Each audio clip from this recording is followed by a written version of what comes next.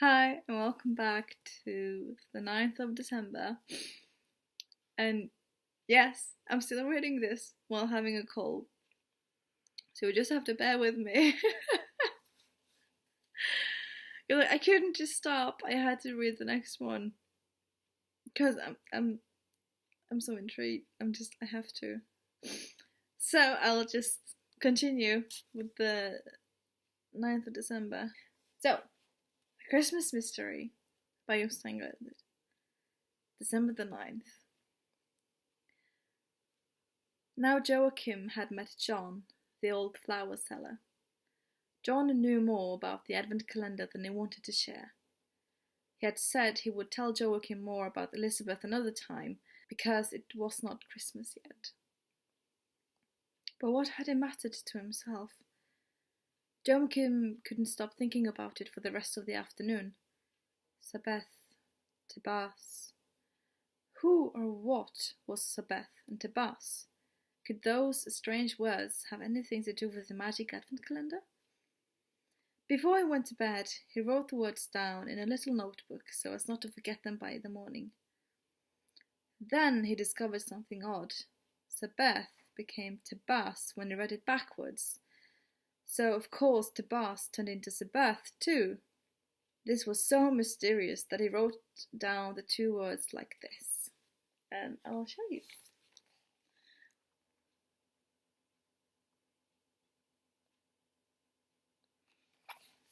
Like across.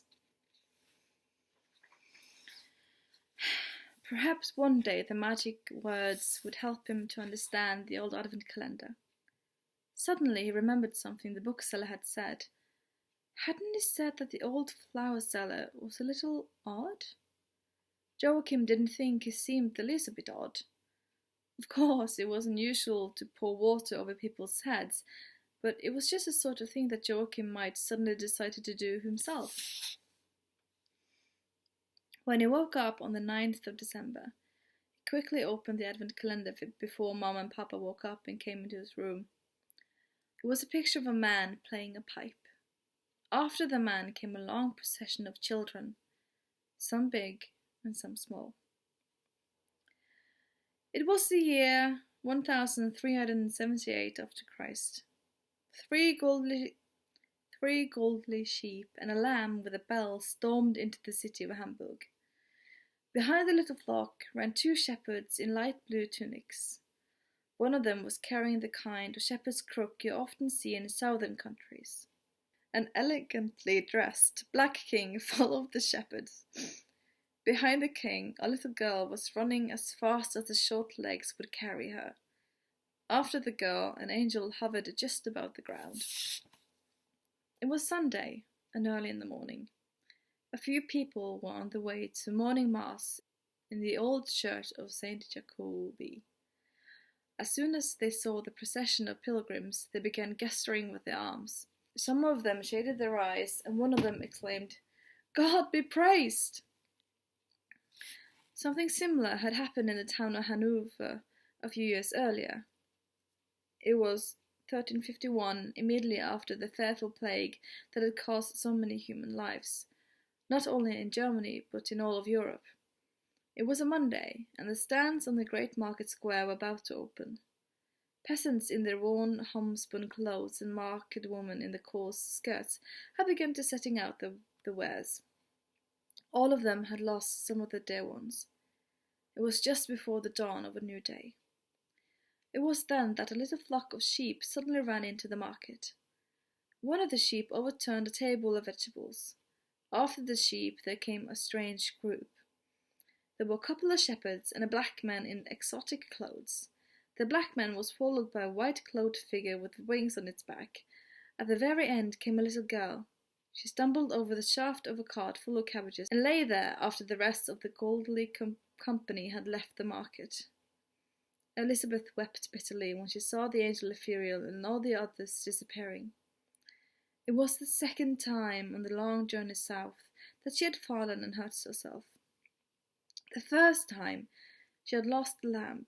Now she had lost the procession of pilgrims and was surrounded by people she didn't know. Not only was she in a foreign country, She was in a foreign century too. The people in the market were terrified by what they had seen. They crowded around Elizabeth, and a man poked her with his foot as if he was afraid to touch her. He wrinkled his nose and grunted horribly. But soon an old woman helped Elizabeth back on her feet and tried to comfort her. She spoke a language Elizabeth didn't understand. "I'm going to Bethlehem," said Elizabeth. And the market woman replied, "Hamelin? Hamelin?" "No, no," Elizabeth said, sobbing. "To Bethlehem! To Bethlehem!" Those were her words. The next moment one of the angels of the Lord appeared in an arch of light above the market. Elizabeth stretched her arms towards the angel and cried, "Epheriel! Epheriel!" The people in the market threw themselves down on the ground, but the angel lifted Elizabeth into the air, flew her over the spire of the new market church, and was gone. He put her down on the country road outside the town. There were sheep, the shepherds, and King Caspar waiting. The three men clapped their hands. "Isn't that just what I was saying?" Joshua said, chuckling. "When one of the lambs is lost, the shepherd must leave his flock and find the lamb that has wandered away." He struck the ground with his crock. "To Bethlehem! To Bethlehem!" "How far is Bethlehem?" asked Elizabeth. "Not very far, my dear," said Epheriel. After a while, they came to a town on the bank of another river. "This is Hamelin," said Epheriel. "The river is called the Weser, and the year is 1304 after Jesus' birth. A few years ago, a dreadful misfortune occurred in this town. Well, in a way, they had only themselves to blame, for they had broken a solemn promise, and that's something one should never do." "What happened?" asked Elizabeth. The town had been plagued by rats for a long time, but then a rat catcher arrived in town. He played on a magic pipe, and the sound of the pipe made all the rats follow him. That way, the piper led the rats to the river, where they all drowned. "Wasn't that a good thing?" "Yes, of course, but the people in the town had promised the man a big reward if he could save them from the plague of rats. When he got rid of the rats, they refused to pay what they owed him." "What did the rat catcher do then?" "He began to play on his magic pipe again, and now it was all the children in the town who were bewitched by the music of the pipe and followed him. They disappeared inside a huge mountain, together with the piper, and were never seen again." Elizabeth realized that the woman in the market at Hanover had probably thought she was one of the children who had been lured into the mountain by the rat catcher from Hamelin.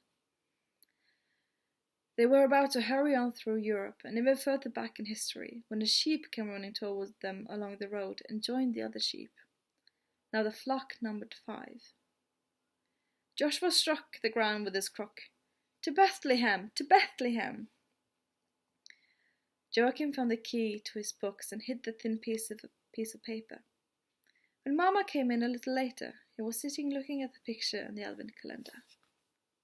Mamma leaned over him. "Well, look at that, a piper." "He's a rat catcher," said Joachim. They wouldn't give him his reward for taking all the rats away from Hamelin, so took all the children away with him instead. The people in the town had broken a solemn promise, and that's something one should never do. Then Papa came in. "What are you two talking about?" he asked. Only then did Joachim realize that he had forgotten again to be silent about what he had read on the piece of paper. "I'm making it up," he said. "It's something I'm inventing." "No, it isn't, Joachim," said Papa firmly. "You were talking about the Pied Piper of Hamelin, and that's an old story from Germany. Who has told you about that?" What could he say? He had to come up with something clever. "Ingvild," he said. She was his teacher. Or maybe it was someone in the class. He was lying. But wasn't he allowed to lie about Christmas present?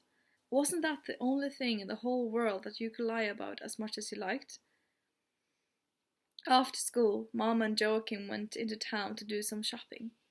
On the way home, Joachim asked whether they could stop by the market square. There were not so many people in the market as in summer. Some stands sold candles, others sold all kinds of crafts.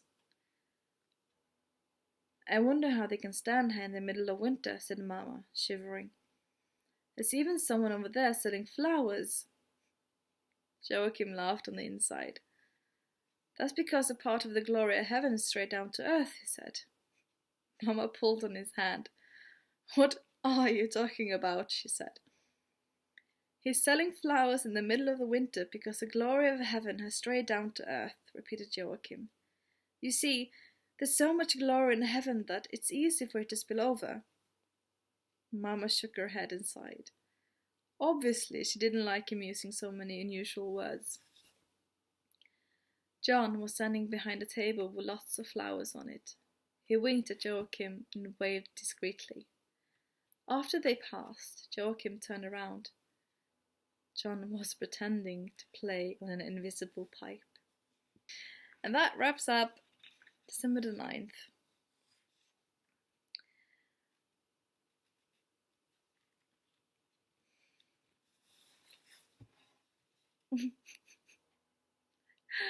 I'm gonna go and lay down, have a cup of tea. No, don't have a cup of tea. I'm gonna have a cup of hot chocolate and just lay down for the rest of the night. Anyway, I hope you enjoyed it. The pilgrimage is getting bigger and bigger. So I wonder how it will be at the end when we come to the 24th.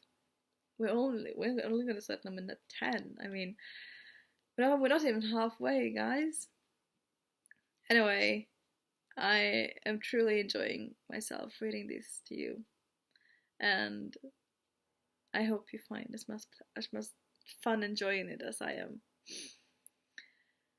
So that wraps up today, and I'll see you guys tomorrow, hopefully. Bye!